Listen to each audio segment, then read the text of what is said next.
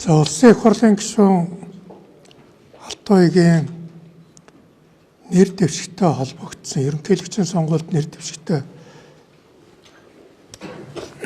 холбогдсон ийм шийдвэрийг шүүх гаргасан. За энэ бол одоо манай шүүх засаглалын нэр хүндэд бол маш ноцтой халтсан ийм үйл ажиллагаа энэ дундчдны шүүхээс гарсан. Гэтэ ардчилсан намын нэр дэвшигч рүү халтж байгаа хоёр дахь том халдлагын хууль зөрчиж халтж байгаа.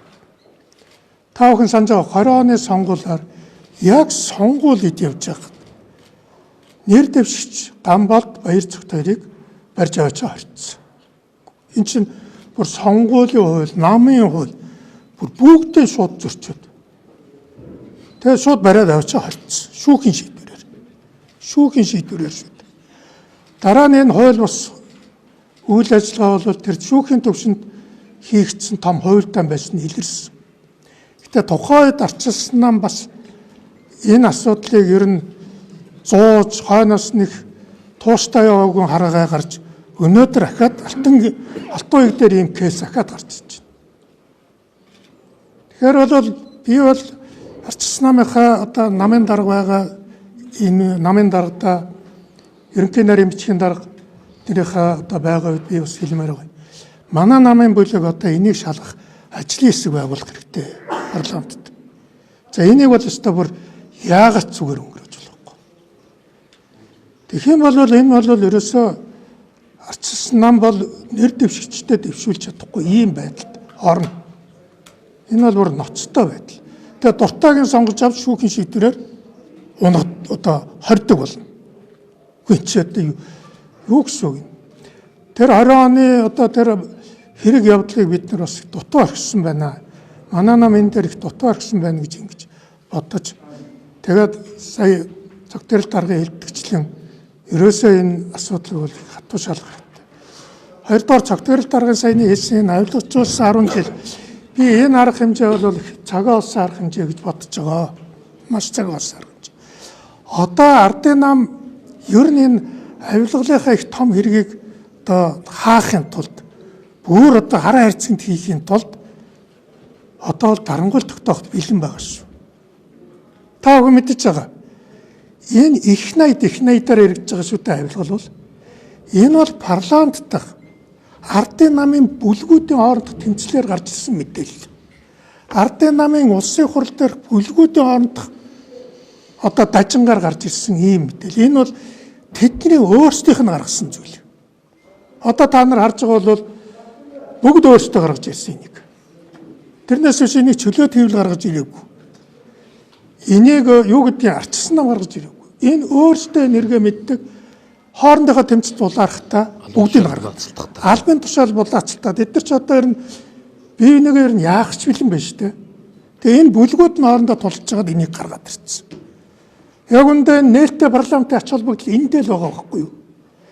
Ерөөсөө нээлттэй парламент гэдэг бол парламент байж байгаа улс төрийн бүлгүүдийн тэмцлийн өрсөлдөөний дунд энэ ард түмэнд үнэн зөв мэдээлэл энэ авилгал бүх юм очдог.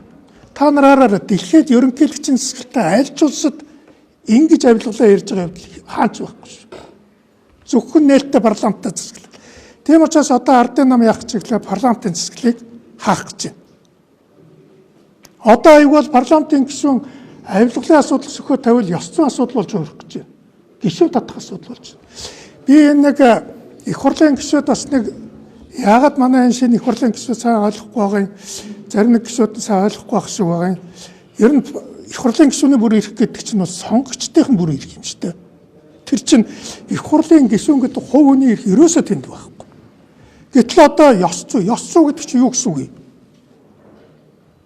Ёс зүй гэсэн үг юу гэсэн үг? Юу ч гэж өмсгөж болно шүү дээ.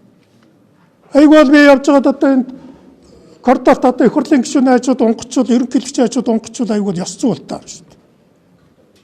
Юу ч гэж наажиж мэддэг юм аюултай зүйл байхгүй. Тэгээд сонгогчдынх нь бүрэн ирэх юм хурааж аваад цэцэд өгөх тухай асуудал ярих гэж байна. Энэ ч гэдэг юу гэсэн үг юм бэ?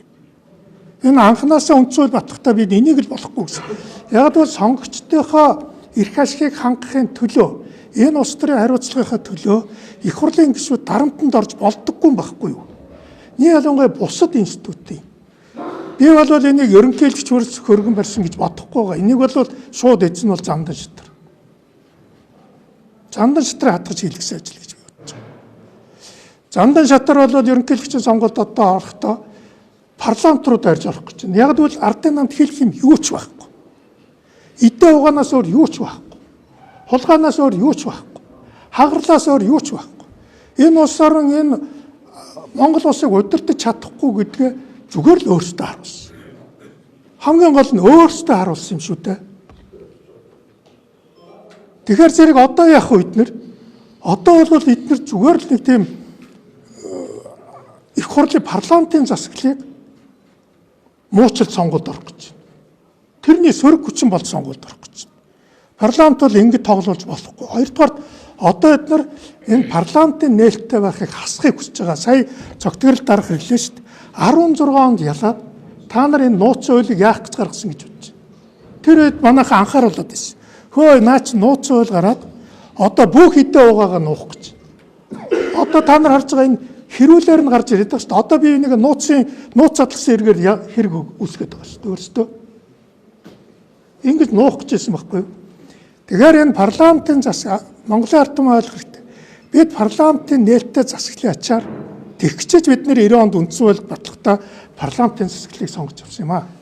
Тэрний үгээр нээлттэй парламент бол энэ нийгмийн бузруулаг илчилдэг ийм эндэр юм шүү гэдгийг л хэлж. Тэгээд би одоо дахин хэлье, манай улсыг хурдах бүлэг бол одоо энэ Алтуйгийн одоо энэ шүүхийн үйл ажиллагааг бид авч хэл үзэхдээ парламентаар авч хэл үзэх хэрэгтэй л гэж хэлмээр. Одоо зүгээр өнгөрөөж болохгүй.